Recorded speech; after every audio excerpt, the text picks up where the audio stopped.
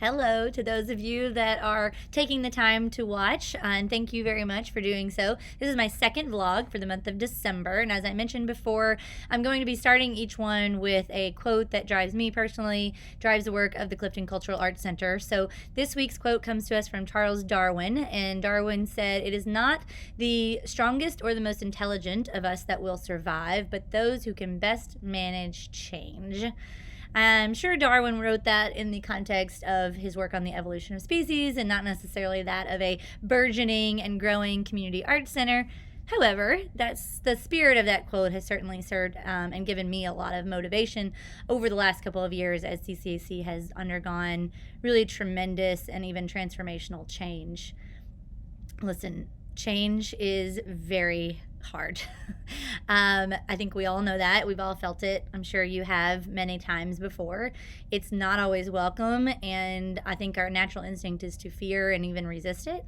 It's not easy, certainly, to go through a big change like moving. I've been asked a couple of times in the last few years to talk about best practices or things that I have learned and how I do leading through change. And each time I've stopped to ask myself, am I leading through change or am I being led by the change itself? But here's what I do know. Change has led to opportunity. It's led to really tremendous growth for CCAC. It's pushed me and the whole staff to learn new things, to adjust, to collaborate and seek out new partners, and to be innovative. And I promise I'm not being all Pollyanna about this. It has certainly been really difficult, and I've had major moments of doubt and fear and anger. However, when we were forced to confront the loss of our original home in the old Clifton School building, we decided to take on a new role in the communities that we serve. And so, for instance, this past summer we partnered with the Short Vine Business Association to bring summer concert series on free piano concert series to Short Vine Square.